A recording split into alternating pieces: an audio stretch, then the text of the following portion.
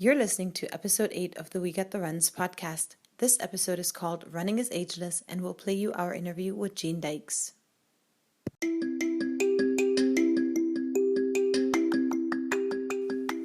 Welcome to the We Get the Runs podcast. We're your hosts, Letty and Angela, and we invite you to join us as we chat about all things running. In this podcast, we talk tips, tactics, and strategies to make running a favorite part of your life.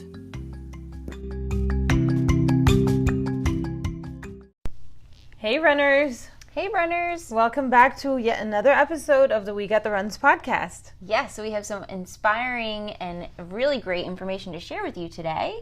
Yes, we have actually an interview with Gene Dykes that we're going to play for you in a little bit. And the title of our episode this time is Running Ageless. Yes, so we're going to be talking about what it's like to run all through your years, talking about the importance and the value and how much we just love running. How much we love running and how beneficial it actually is for our health to be running. And if you want to share this podcast with any non-runners that you have in your family, we're going to try to make it super inspiring. And obviously, Gene Dykes is going to help us with that with his interview.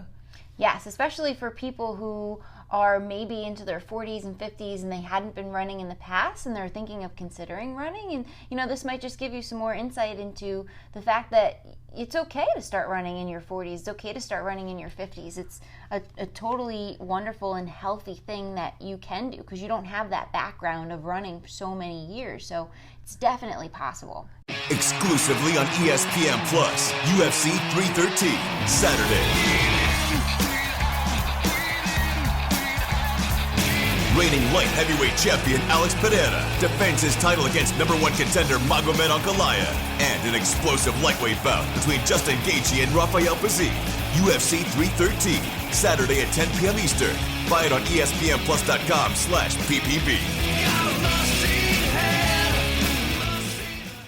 There's a lot of stats that you can find about people that run and start running later in their lives and how beneficial it is for them, not only for cardiovascular and muscle fibers, but also strength and everything that helps you as your age and your body starts slowing down.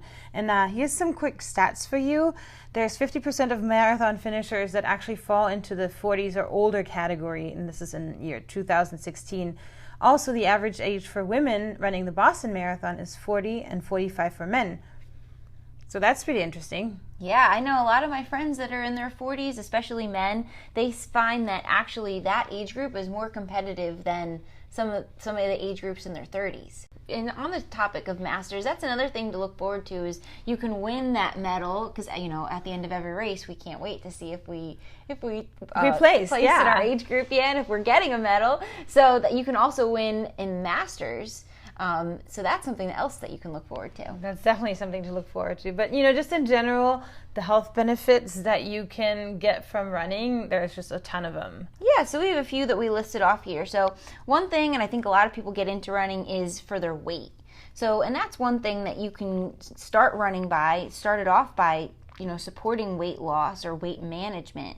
And it's something that can definitely help in that area. Maybe something that can just get you started. But I would say even for myself, I notice a change if I stop running. Even a week, I can notice a change in my health and my weight and everything. I agree 100%. Yeah, not only because of not burning those extra calories, but also I feel like that if you get up early and you run in the morning, you're probably going to pay more attention to what you put in your body because you think, I already got up this early to put in all this work, and now I'm not going to ruin it by, eating something that is not so healthy. Definitely. I agree. Yeah, it's always inspiring me to run better, to eat better, and to just be a better person, be more productive throughout the day. And that's my favorite thing about running and starting your day with running is that I feel so much more focused. I feel so accomplished at the start of my day before I even start work. Man, we really love running.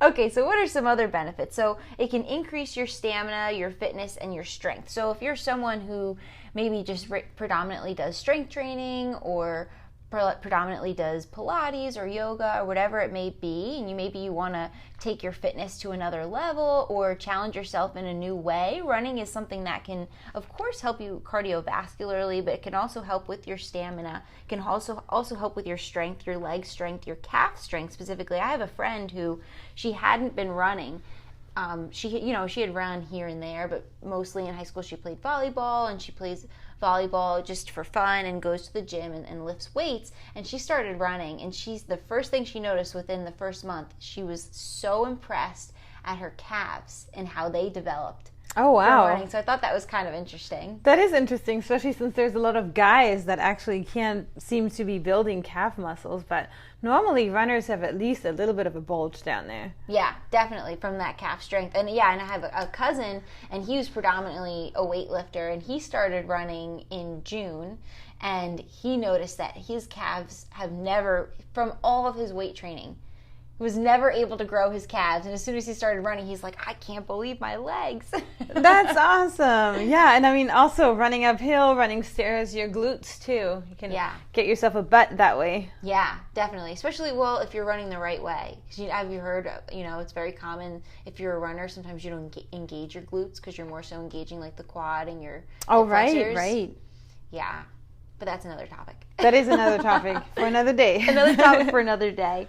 Okay, so another benefit is that it can ward off illnesses.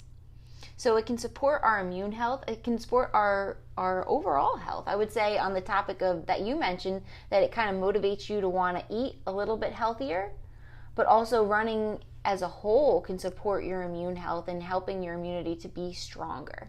That's awesome. Yeah.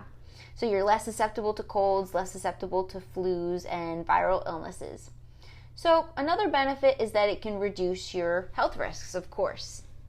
So, and one way that it can reduce your health risks is that when you are running more regularly, you have a lower risk of having specifically type 2 diabetes, because your body is able to process that glucose that is, within your bloodstream on a more readily available. So a little kind of detailed information, but it's able to absorb insulin into the cell and glucose into the cell more readily. So, and that's something that you have an issue with when you have type 2 diabetes. So that can help in that area. Also lowering your blood pressure. So if someone has low blood pressure and they're interested in trying running, that's something that can really help with your blood pressure. Your body's ability to manage stress and manage that, because your heart gets stronger, of course. What I say is with running and exercise is most important is that you're strengthening, out of all the muscles, you're strengthening your heart, the most important muscle. And as that gets stronger, your blood pressure improves. That's so true. Yeah. Not to mention metabolic syndrome. Metabolic syndrome is a combination of your waist to hip ratio, and your total weight, and triglycerides and cholesterol and all of that. But it can lower that. It can lower your total weight, like we mentioned in the beginning initially, and lower your instance of obesity, stroke, cancer, many things. That's awesome. Yeah, so I guess it's never too late to start running, because, especially as you age, problems can occur, and so you can probably use running as a preventative and try to help you stay healthy. Yeah. It can also boost your mood. That is for sure. Most runners are very happy people. Yeah, definitely. I know, just waking up in the morning and you may not be having that great of a day, and as soon as you get out the door, it's like your mind is cleared, your issues are gone, you just feel like a new person. That's very true. Yeah, anytime you're in a bad mood, also, you can just get out the door and go for a run, and normally after that happens, the world looks completely different once you're done. Yeah, for sure. Nobody's ever left the house and went for a run and come back feeling worse and saying, I regret having gone on a run. Yeah. Never. Yeah. So we love running, as you can tell. So two others. One more is that you can stay more active and independent as you age, of course, because when you are doing exercise, which is something that is compounding, it's challenging your muscles and it's challenging your bone strength. And, to prevent osteoporosis and build the strength of your bones is where you would do something that's putting force onto your bones, causing your bones to break down and then rebuild stronger. And that's how you can prevent osteoporosis. So that's one way that you can be more independent as you age, but also it's keeping you active, it's keeping you more mobile and having more endurance to be able to walk or whatever it may be for longer periods of time. Nice. So, well, if we haven't convinced you to start running yet, then we'll play the interview next with Gene Dykes. Gene Dykes is a very fast person. He ran a 2:54 marathon at age 72, and this is in 2018. And we'll talk some more about to him about his PRs and recent records. But he's a very inspiring person, so let's listen to his interview. Welcome, and thank you so much for joining us. We're very excited to have you on here, especially because, everybody knows about you and has heard about you having this 2 hours and 54-minute marathon world record that you set back in 2018. And we know it wasn't official because the race director failed to get the course sanctioned, but it was a certified course and everything. So in our books, that's a world record. So we just wanted to hear a little bit about yourself, if you can tell us where you're from and how you got started running. Oh, I grew up in Canton, Ohio. And it was about one day when I was 14, maybe, about 14. I just got it in my head to go running one day. So I put on my sneakers and I don't know, it was probably blue jeans, things like that. I didn't have running clothes back then. And I took off to visit a girlfriend's house who was 2.5 miles away. And I thought, oh, I'll surprise her, And I made it about a mile and almost gave up. And I was really disgusted with myself. And sort of, that showed some of the determination I have. I said, that's the last time I ever walk when I go running. So throughout that whole summer and the next year, I would go out once or twice a week just for the fun of it. And then, of course, high school came along and it made sense to join the track team.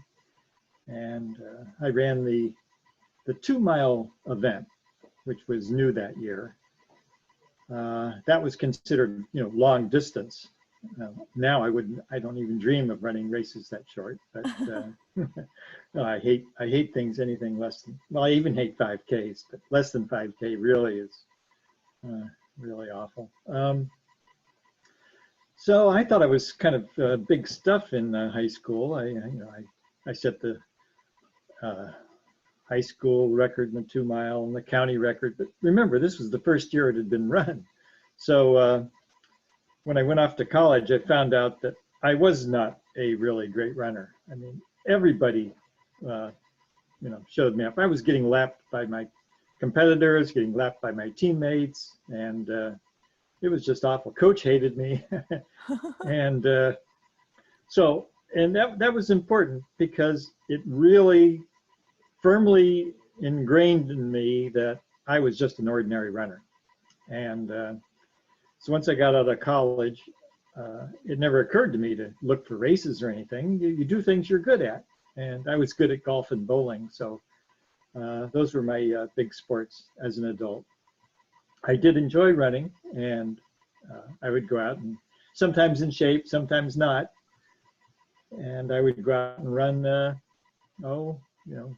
2 miles the first day, 4 miles the next time, and then 8. I always tried to go longer until I got out of the groove, and then I go back to 0. But I was never too far from being in shape. I always considered myself a runner, even when I wasn't. That's still a runner. Well, back then, I should stress that back then, nobody called themselves runners. It was before books were written about running. I can't remember ever seeing another runner in all the hundreds of miles I ran out there. Can you imagine that, running, in normal streets somewhere and never seeing another runner? Wow. Dogs would go berserk. Dogs know what runners are now, and they don't bother them much. The dogs would go berserk back then. See somebody running by. Yeah. So then you were playing golf for your adult life, and that was more your go-to sport. Running was just kind of a leisure thing that you do planlessly. Yeah, it was just fun. I just enjoyed it. I always, yeah. I didn't even know that there were road races out there. I mean, I knew of a couple marathons maybe, but I had no idea there were 5Ks and 10Ks and half marathon stuff. I never knew about anything like that. It wasn't until when I was 56, I was out golfing with somebody, and he says, "Oh, I've got this running group. You know, you should join us." I said, "Well, I used to run a lot. In fact, it had been 6 years since I had run at that point because I had kind of ripped up my hamstring running with a buddy, and really, it was every year I would try and run, and every year it would hurt. And so after 6 years, I said, okay, I'll spend the summer. Maybe I'll get out and run a few times, and then when I think I can keep up with you guys, I'll come join you. And so that's what got me back into running, was just a chance acquaintance on the golf course. And at what age was that, you said? I was 56. Okay, so how was running at 56 different than the times that you did it before, when you were doing it? You know, obviously you were doing it leisurely beforehand and you try to do it leisurely before, but I'm talking about your body. Did you feel any different? Yeah, it's definitely, well, as I already alluded, there was nobody running the first time around. And so the main reason it's easier the second time around was because there were people to run with. And well, that made it a whole lot more interesting than going out and running on my own. And I guess being able to listen to music during a long, boring run, I resisted that for a long time. I told my kids, I said, you know, if you have to listen to music while you run, that means you don't have any thoughts worth listening to. But I certainly never wear headphones during a race. And a lot of runs I won't, because my first choice is to run with people and have conversations. Nice.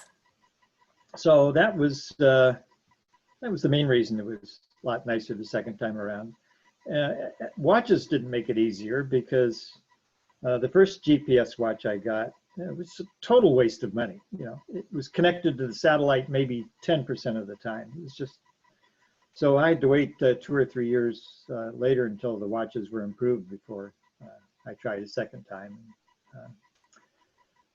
But some people think that when you're old, you need more recovery time. I certainly bought into that. If I had a hard workout, my legs were sore, and I said, well, I'm old, you know, I've got to wait until if I run on sore legs, I'll get injured. So I only ran 2-3 days a week, sometimes 4, because I wanted to be rested when I got back out there.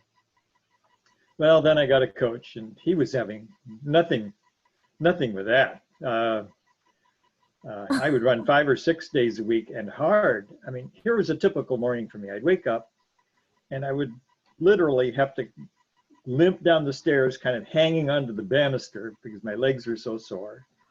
And I look at what his workout is for me, and my reaction was nearly always, he wants me to do what? There's just no way. I mean, I'm sitting here aching and he wants me to do a hard workout. But it turns out that working out on sore legs is probably key to really upping your game. Wow, that's another trick that I have to write down. We're taking notes over here. So we wanted to also know, so you started running, it was at 56, you said, and then when did you realize, okay, maybe I do like it and I want to try to find a 5K or a half marathon, and what type of race did you select? Well, I ran with these guys for a year and a half. All they did was talk about racing, and well, I might have started a little sooner, but when you're picking up the sport again, you know, you tend to get injured a lot. And I didn't really get sturdy enough to do a race, I guess, for a year and a half. And I got my daughter. I said, let's go out and do this trail race. It's a 7-mile trail race, and it should be a lot of fun. And it was way more fun than I thought it would be. It was just a total hoot. You know, within 100 yards, we were sitting here running through the woods over fallen trees and branches and rocks, and it was just really, really fun. And then it was probably 2 or 3 weeks later, I ran my first road race, which was a half marathon. And Lo and behold, I beat all my running buddies, and my time was good enough to get into the New York Marathon without having to go through the lottery. And they were all doing the New York Marathon, so they said, "You've got to run it with us." I had no intention of running a marathon that soon, but so I had to go out and do it. And at New York, I qualified for Boston, so I had to do that. And so pretty much I was just thrust into it in rather short order. Sounds like the decision was taken out of your hands. Yeah. And ever since then, I don't know if it was conscious or unconscious, but every year after that, I've always strived to run a little faster on the road and a little longer on the trail. So those have been my two aspects of my running career, faster road, longer on trail. So what was your mileage at that point when you're running the New York Marathon? Did you just kind of catapult yourself into ultras, or did you recover and go back to a normal mileage, quote unquote? Well, I didn't think about doing ultras for a while. My idea of training for a marathon was do a lot of long, slow miles. I would do, 4 weeks out, I would do 60 miles, then 70, then 80, and then 90. And my taper consisted of not running at all for a week. And, it seemed to work. I was getting better every year until I didn't. And that's what really, really changed my whole life, was when I stopped improving and said, well, I've only got a few good years left. If I want to see how good I am, maybe I should hire a coach. And it turned out that there was so much more improvement in there that I couldn't unlock, but he found it. It was maybe 3 years after my first marathon that I did a 50K. And a lot of people recognize this. After that 50K, I hit the wall so hard, and I swore, well, I've done an ultra. That's it. I'll never do an ultra again. And I didn't think about doing an ultra for 3 more years. But one of my buddies said, "Who wants to run Comrades?" Comrades is a 58-mile road race in South Africa, which for some reason I knew about when I was, 8 or 9 years old. And I had pictures of, running in the mountains and the jungles or whatever was there, and never thought about it again. But as soon as he mentioned that race, it popped back into my head, and I said, "Oh yeah, I've got to do that." And it was while training for that I discovered that ultras were a lot of fun. I did 50K on 3 consecutive weekends, and I always finished strong. And I said, well, this is great. If I can, run a 50K and feel strong at the end, I could probably go longer. And indeed, after Comrades, the next year I entered a 100-mile race. And boy, you have to put race in quotes. I got nauseated. I had to more or less jog pitifully slowly or walk for the last 60 miles. And but I finished it. And of course, swore that I would never, ever do another 100-miler. And now I don't think anything of running 500 or 600 and 200-mile races in a year. So it's okay to say never, but you won't mean it. So it was kind of like what we know as marathon amnesia, that right after the marathon, we swear them off. We never want to do them again. You have the same thing, but it's with ultras, or it used to be like that. Yeah, I know. I always wanted to do another marathon faster. So I didn't have that with marathons, but yeah, ultras was always, I'll never do that again. I think in my last 200, I said, no, I'm never going to do that again. And I think I've signed up for 3 in the next year. So. And you seem to use ultras to train for marathons, or is that kind of your secret to your speed, how you do marathons so much faster? Do you do your ultras, just use them as longer runs to make you stronger and not really focus on any kind of pace? Well, I didn't think that they would help my marathoning when I was doing them, I guess. And I'm quite sure that my coach would bang his head against the wall every time I signed up for another ultra. because he said, I'm supposed to train you to do a good marathon. You keep going out and running. But he and I are both totally on board now with the idea that doing ultras is something nobody else seems to do to train for marathons, and I seem to be pretty good at it. So perhaps there's something to it. And my personal theory is that you build up a really big base, which gives you a greater lever into turning that into marathon speed. So I plan out all my years that way. I'll have a season where I go out and do ultras. And then my marathon cycle is usually only 6 to 8 weeks because I don't have to build up the distance. I only have to get converted my base into speed. I've got all the endurance I need. When I run a marathon, I get to the start line and then say, I'm almost done. I mean, it does make sense when you think about the high mileage helping you, making you stronger. But then you would think that after an ultra, your recovery time would just be a little bit longer and that you wouldn't be able to just catapult back into training. Well, it turns out that I think running ultras also just really shortens your recovery time. Because I didn't have any recovering time going into that Jacksonville marathon. I mean, most people, start tapering the last 3 weeks, and I ran a 50K in a marathon 2 weeks before on a Saturday and a Sunday, and a hard 5K the next week. I mean, when you've done a lot of ultras, you really can recover fast and get fast again. Yeah, I mean, it sounds like it. You make ultras sound good. So let me ask you this, just going off on a tangent. For somebody who's never done an ultra, who wants to maybe do a 50-miler in the United States or outside, which one would you recommend and why? Oh, I always tell people that the 50-miler that's coming up in two weeks in Ithaca, New York, the Cayuga Trails 50. It's just an amazing race. I've run in some spectacular places, but there's something really special about running there. You're running through a couple river gorges with waterfalls and canyons, and the trails between the canyons are just wonderful. It's what running off roads is all about.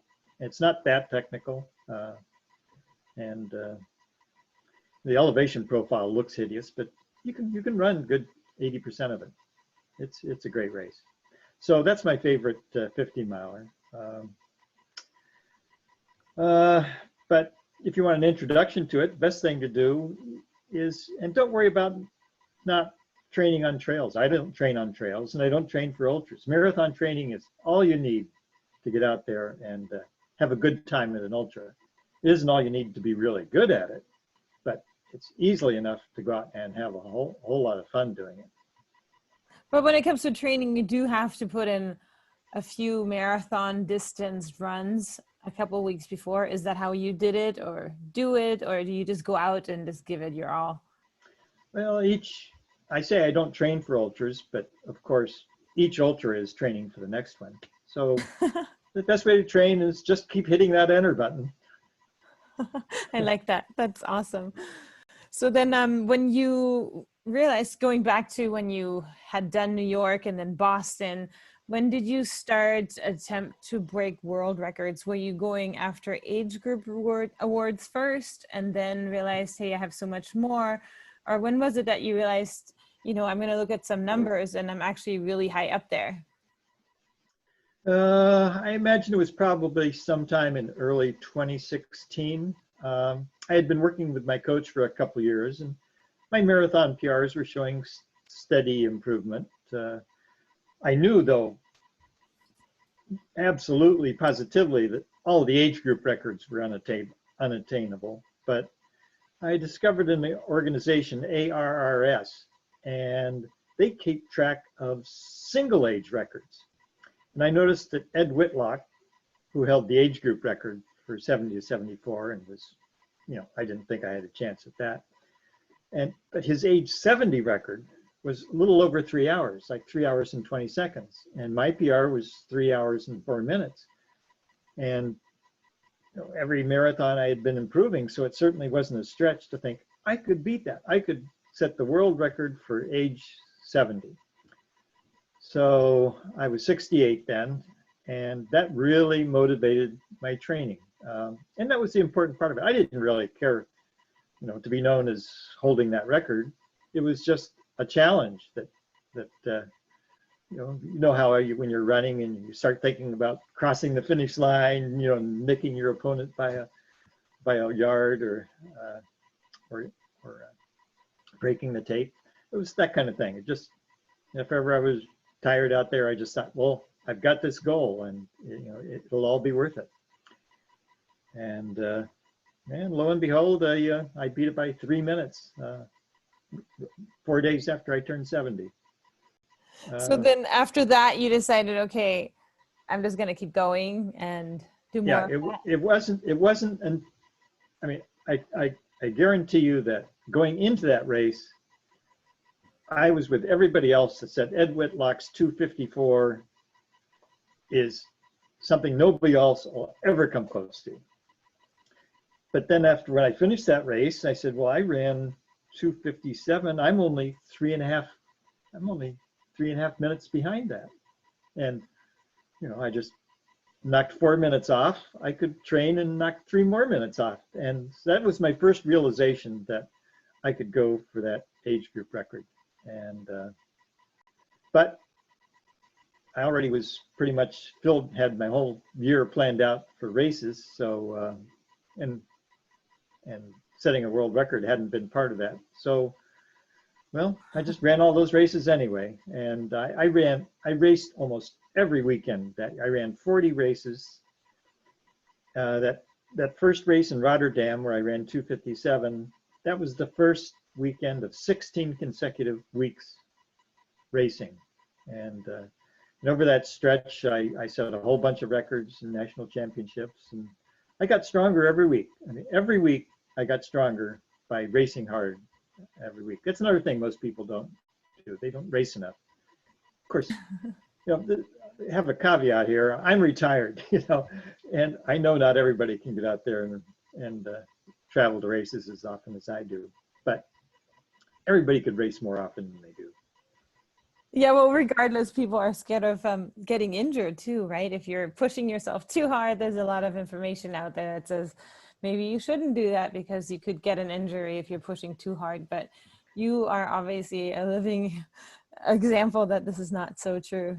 Well, not so sure, but all my improvement was gradual. I mean,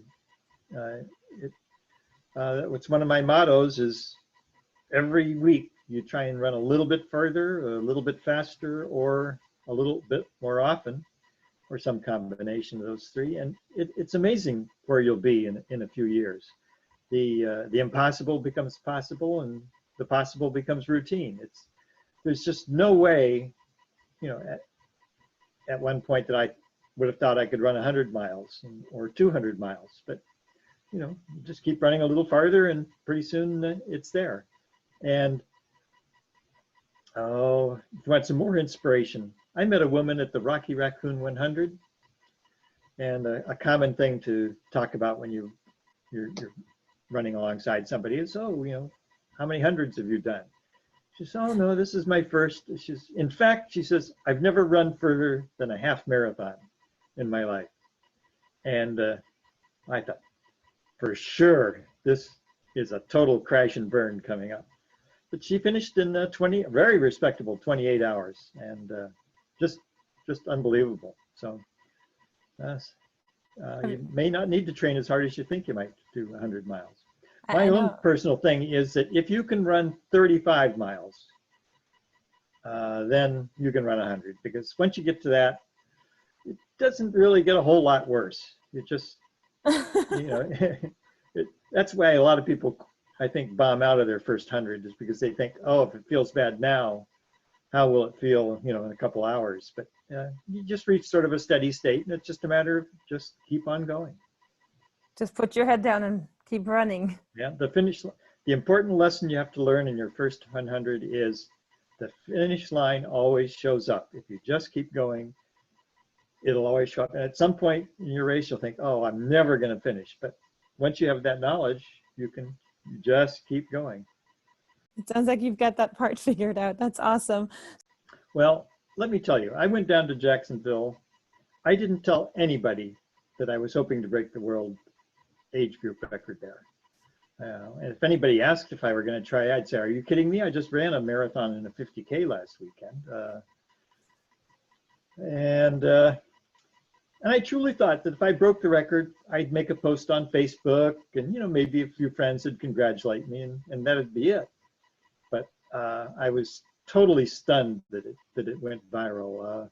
And here we are almost 2 years later and nice folks like you are still pestering me.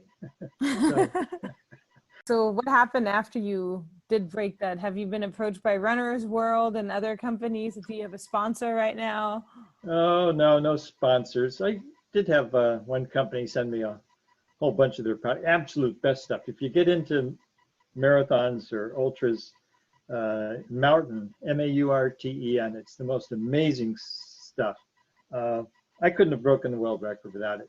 It allows me to get way more calories in than anything else I've ever tried to use. 300 calories was the best I could consume during a marathon before. And at Jacksonville, I got 900 calories down. And that allowed me to run real hard to the end without bonking. Yeah, but sponsors, I don't know. No, I'm not the right demographic, I think, for most sponsors. You're looking for the young studs and studettes. Well, you're certainly beating them right now. And I think Morton is the same fueling that Kipchoge used to break his world record. Yeah, it's wonderful stuff. We'll have to give that a try. And so, Gene, let me ask you, since how has running affected other parts of your life? And I mean, running a sub-hour 3 marathon, I can't even think of maybe 5 runners that I know that are guys in their 30s that are all striving to run a sub-3 marathon. So who do you run with? Who are your training partners? Well, it's true that, almost everybody I run with is younger than I am. But, when you're 72, most of your competition is 6 feet under. So, but I run with groups where I don't think anything about, slowing down, running with the back of the pack. I always tell them, if somebody seems like, oh, I can't run with you, you're too fast, I always tell them, I can run slow with the best of them. And every run has a purpose, and sometimes the purpose is pure social. And it can be fun. So let me ask you, do you have any tips for people that haven't started running yet? For example, I know a lot of women that have had children and, once they are in that age group, 30s and older, maybe 40s, don't feel like they want to start something new, because if they haven't been a runner in their 20s, then certainly it's too late to do it in your 30s or 40s or maybe even 50s. So what do you tell those people? Yeah, well, certainly it's never too late. And there are just so many good reasons to run. Well, the main one is just because, but you can do it to be sociable, you can do it for fitness, you can do it for competition, you can do it as an excuse to travel. My main tips are, no matter why you decide to start running, be sure to realize that the worst running pain is out of shape running pain. I think a lot of people give up because they think, if it hurts this much now, just think how much it's going to hurt when I run faster. But it's absolutely the other way around. The faster you get, the easier it is. Each of my marathon PRs, I felt better at the end than the one before. And when I first started doing marathons, it was just total agony the last 6 miles. I wasn't able to walk for a week afterwards. And now, I don't know, Jacksonville was one of the easiest marathons I ever ran. You had a good experience. Yeah, it's just better you get, the more fun it is. And again, just improve a little bit, and it's amazing what'll happen.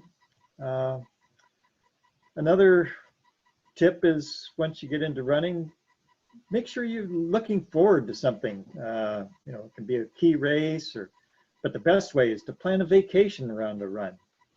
My wife and I toured Iceland for a week,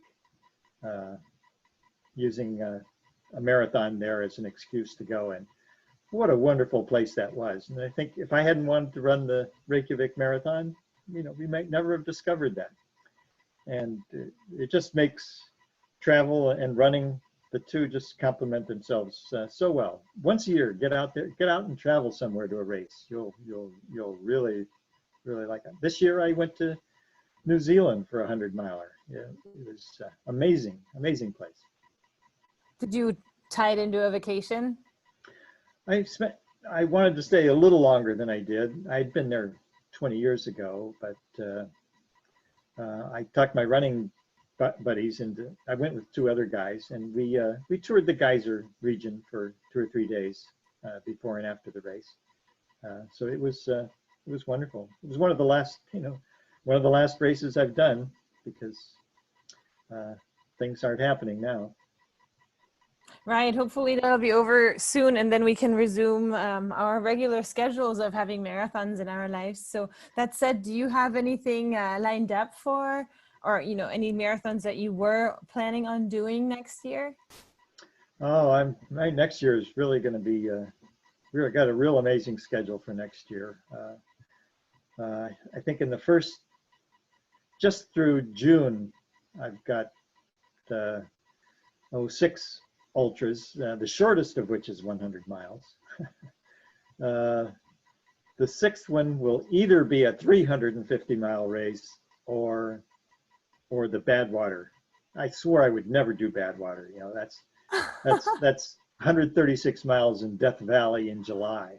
And but I don't know, never say never. So but I usually don't plan my year out until November, but I'm already got a lot of 2021 booked up. Right, because especially now we have all the time in the world to plan races. So Badwater, was that one that you had to qualify for, or how does You have to be invited. You send them a resume, and I'm hoping that my story is compelling enough. The main reason to run it is that if I complete it next year, I would be the oldest ever runner to complete it under 48 hours. Some guy just last year or 2 years ago did it at age 70. But even if I beat that, his achievement will be more significant, because he not only ran it under 48 hours, he then continued on, went up to the top of Mount Whitney, turned around and went all the way back to the starting line. So I'm not going to, oops, I almost said never. I don't think I'll do that. So, okay, so do you have any other projects that you're working on? Are you writing any books, or do you do speaking engagements? Well, I have a working title for the book that I'm never going to get around to writing, and it's called Just Run. And I've got a lot of chapters sketched out, but again, I really doubt that I'll get around to writing it.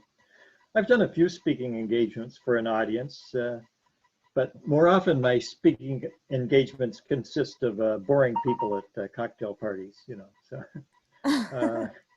but I actually had success. I ran into a guy at a cocktail party last year, and I tucked him into running that 50-mile trail race in Ithaca, New York with me. And I've talked so many people into doing that race, and every one of them always plans on starting, doing it every year as well. So it's if you don't like that, boy, stay away from ultras, because it's so great. Can you tell us the name of that race again? The Cayuga Trails 50. Cayuga Trails 50. Okay, perfect. Yeah. Well, thank you so much for sharing that with us. And we really do hope that you come out with a book, because I think you'll have pretty much a big audience that wants to read it. Yeah, I should quickly say that there will be a chapter devoted to a lot of things people think they should do instead of running. Like they think they should stretch instead of running, or flexibility, or CrossFitting, weightlifting, or who knows what else. Just get out there and run. You don't have to do all those other things.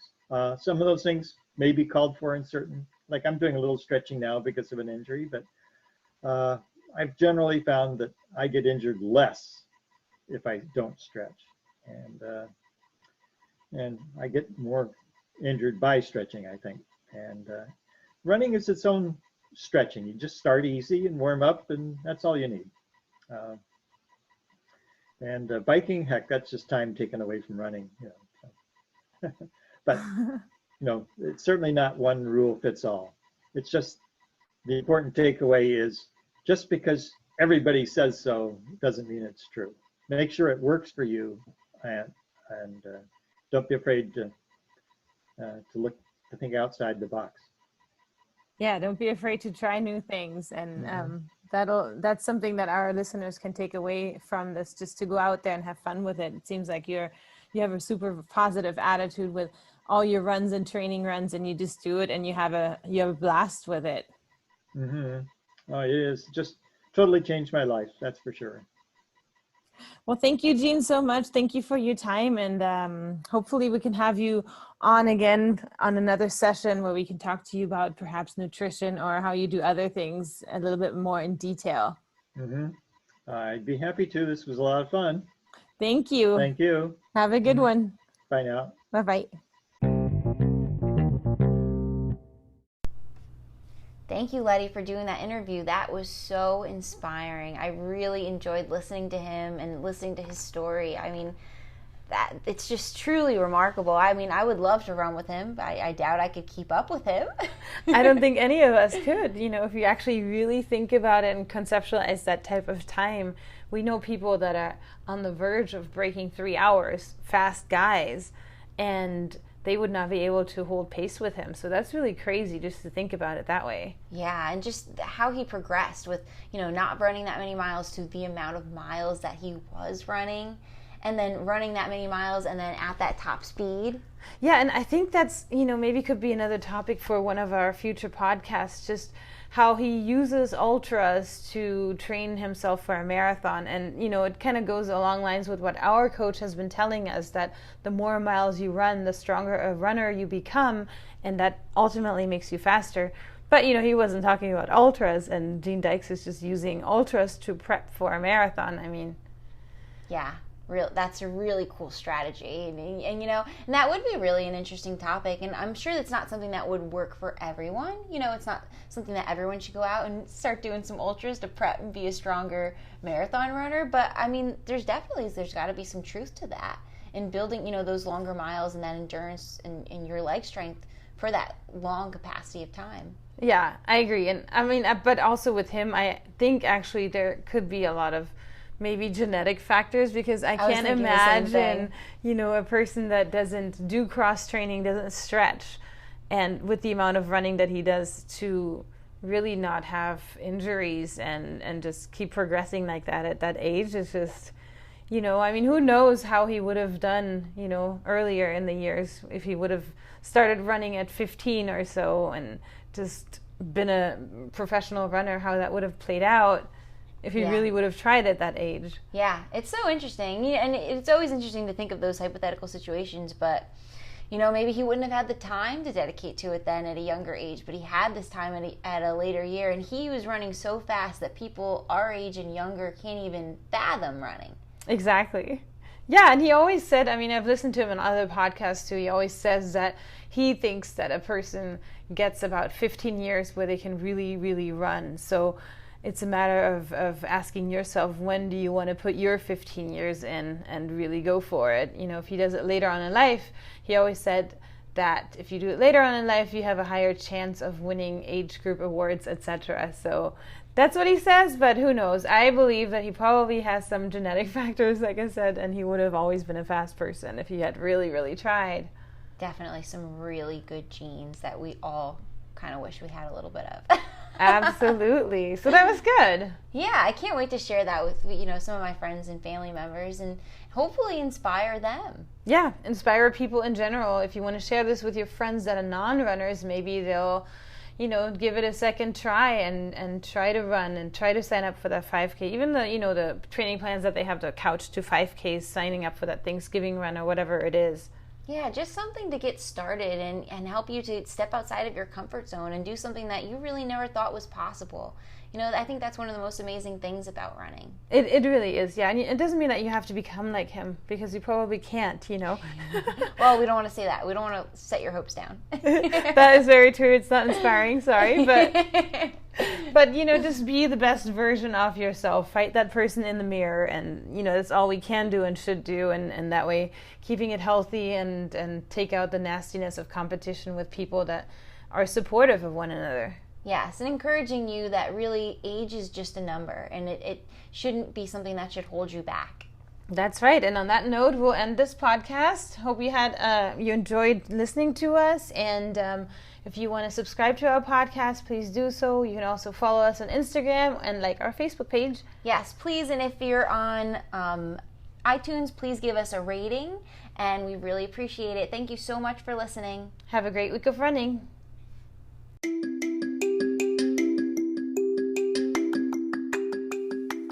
Thanks for listening.